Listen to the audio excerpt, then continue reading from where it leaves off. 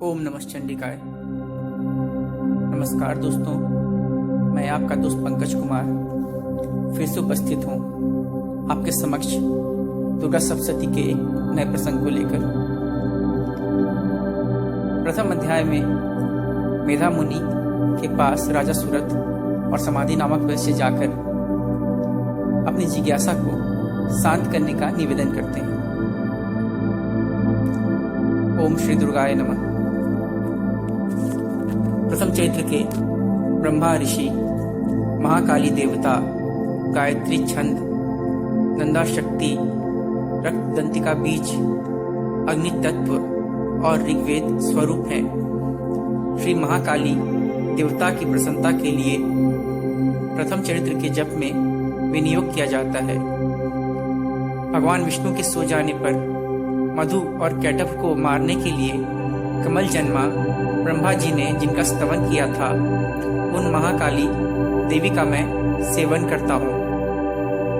वे अपने 10 हाथों में खड़ग, चक्र, गदा, बाण, धनुष, परिघ, शूल, भुशुंडी, मस्तक और शंख धारण करती हैं। उनके 3 नेत्र हैं। वे समस्त अंगों में दिव्य आभूषणों से विभूषित हैं। उनके शरीर की कांति नीलमणि के समान है तथा वे 10 मुख और 10 पैरों से युक्त हैं। मार्कंडेय जी बोले, सूर्य के पुत्र सावर्णी जो 8वें मनु कहे जाते हैं, उनकी उत्पत्ति की कथा विस्तार पूर्वक कहता हूँ, सुनो। सूर्य कुमार महाभाग सावर्णी भगवती महामाया के अनुग्रह से जिस प्रकार मनवंतर के स्वामी हुए, वही प्रसंग सुनाता हूँ। पूर्व काल की बात है। स्वारोचिस मनवंतर में सुरथ नाम के एक राजा थे जो चैत्र वंश में उत्पन्न हुए थे।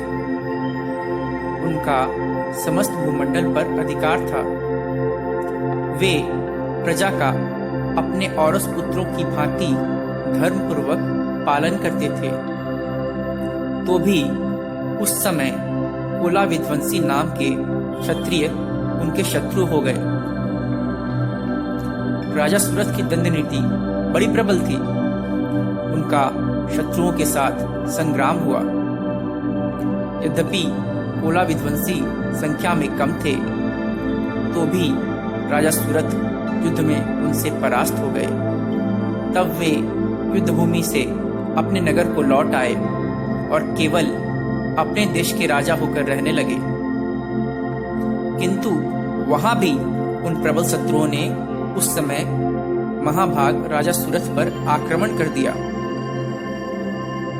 राजा का बल क्षीण हो चला था, इसलिए उनके दुष्ट, बलवान एवं दुरात्मा मंत्रियों ने वहां उनकी राजधानी में भी राजकीय सेना और खजाने को हथिया लिया। सूरत का प्रभुत्व नष्ट हो चुका था, इसलिए वे शिकार खेलने के बहाने घोड़े पर सवार हो वहां से अकेले ही एक घने जंगल में चले गए। वहां उन्होंने विप्रवर मेधा मुनि का आश्रम देखा, जहां कितने ही हिंसक जीव परम शांत भाव से रहते थे। मुनि के बहुत से शिष्य उस वन की शोभा बढ़ा रहे थे। वहां जाने पर मुनि ने उनका सत्कार किया और वे उन मुनि श्रेष्ठ के आश्रम पर इधर उधर विचरते हुए कुछ काल तक रहे। फिर ममता से आकृष्ट चित्त होकर वहां इस प्रकार चिंता करने लगे, पूर्व काल में मेरे पूर्वजों ने जिसका पालन किया था, वही नगर आज मुझसे रहित है। पता नहीं मेरे दुराचारी भृत्यगण उसकी धर्मपूर्वक रक्षा करते हैं या नहीं। जो सदा मद की वर्षा करने वाला और शूरवीर था, वह मेरा प्रधान हाथी अब शत्रुओं के अधीन होकर न जाने किन भोगों को भोगता होगा। जो लोग मेरी कृपा, धन और भोजन पाने से सदा मेरे पीछे पीछे चलते थे, वे निश्चय ही अब दूसरे राजाओं का अनुसरण करते होंगे। उन अव्ययी लोगों के द्वारा सदा खर्च होते रहने के कारण अत्यंत कष्ट से जमा किया हुआ मेरा वह खजाना खाली हो जाएगा। ये तथा और भी कई बातें राजा सूरथ निरंतर सोचते रहते थे। एक दिन उन्होंने वहां विप्रवर मेधा के आश्रम के निकट एक वैश्य को देखा और उससे पूछा, भाई तुम कौन हो? यहाँ तुम्हारे आने का क्या कारण है? तुम क्यों शोकग्रस्त और अनमने से दिखाई देते हो? राजा सूरथ का यह प्रेम पूर्वक कहा हुआ वचन सुनकर वैश्य ने विनीत भाव से उन्हें प्रणाम करके कहा।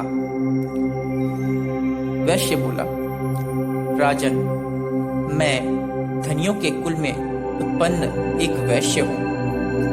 मेरा नाम समाधि है। मेरे दुष्ट स्त्री पुत्रों ने धन के लोभ से मुझे घर से बाहर निकाल दिया है। मैं इस समय धन, स्त्री और पुत्रों से वंचित हूँ। मेरे विश्वसनीय बंधुओं ने मेरा ही धन लेकर मुझे दूर कर दिया है।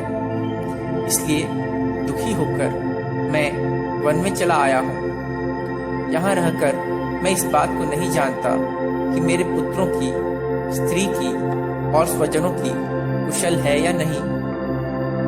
इस समय घर में कुशल से रहते हैं अथवा उन्हें कोई कष्ट है। वे मेरे पुत्र कैसे हैं? क्या वे सदाचारी हैं अथवा दुराचारी हो गए हैं?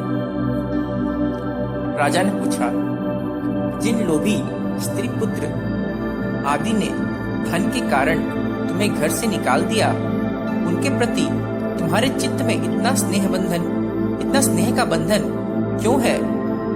वैश्य बोला, आप मेरे विषय में जैसी बात करते हैं वह सब ठीक है, किंतु क्या करूं? मेरा मन निष्ठुरता नहीं धारण करता। जिन्होंने धन के लोभ में पड़कर पिता के प्रति स्नेह, पति के प्रति प्रेम तथा आत्मीय जन के प्रति अनुराग को तिलांजलि दे मुझे घर से निकाल दिया है, उन्हीं के प्रति मेरे हृदय में इतना स्नेह है। महामते, गुणहीन बंधुओं के प्रति भी जो मेरा चित्त इस प्रकार प्रेम मग्न हो रहा है, यह क्या है? इस बात को मैं जानकर भी नहीं जान पाता। उनके लिए मैं लंबी सांसें ले रहा हूँ। मेरा हृदय अत्यंत दुखित हो रहा है। उन लोगों में प्रेम का सर्वथा अभाव है, तो भी उनके प्रति जो मेरा मन निष्ठुर नहीं हो पाता, इसके लिए क्या करूं?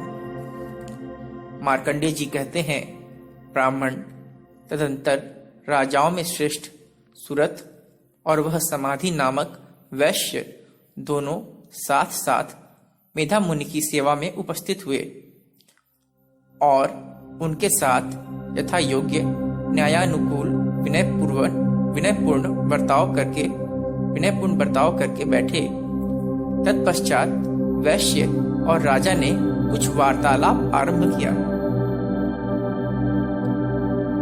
राजा ने कहा, भगवान, मैं आपसे एक बात पूछना चाहता हूँ, उसे बताइए। मेरा चित्त अपने अधीन न होने के कारण वह बात मेरे मन को बहुत दुख देती है। जो राज्य मेरे हाथ से चला गया है, उसमें और उसके संपूर्ण अंगों में मेरी ममता बनी हुई है। मुनिश्रेष्ठ, यह जानते हुए भी कि वह अब मेरा नहीं है, अज्ञानी की भांति मुझे उसके लिए दुख होता है। यह क्या है? इधर यह वैश्य भी घर से अपमानित होकर आया है। इसके पुत्र, स्त्री और भृत्यों ने इसे छोड़ दिया है। स्वजनों ने भी इसका परित्याग कर दिया है, तो भी यह उनके प्रति अत्यंत हार्दिक स्नेह रखता है। इस प्रकार यह तथा मैं दोनों ही बहुत दुखी हैं। जिसमें प्रत्यक्ष दोष देखा गया है, उस विषय के लिए भी हमारे मन में ममता जनित आकर्षण पैदा हो रहा है। महाभाग हम दोनों समझदार हैं, तो भी हम में जो मोह पैदा हुआ है यह क्या है? विवेक शून्य पुरुष की भांति मुझमें और इसमें भी यह मूर्खता प्रत्यक्ष दिखाई देती है। ऋषि बोले, महाभाग, विषय मार्ग का ज्ञान सब जीवों को है। इसी प्रकार विषय भी सबके लिए अलग अलग है। कुछ प्राणी दिन में नहीं देखते और दूसरे रात में ही नहीं देखते, तथा कुछ जीव ऐसे हैं जो दिन और रात्रि में भी बराबर ही देखते हैं। यह ठीक है कि मनुष्य समझदार होते हैं, किंतु केवल वे ही ऐसे नहीं होते। पशु, पक्षी, मृग आदि सभी प्राणी समझदार होते हैं।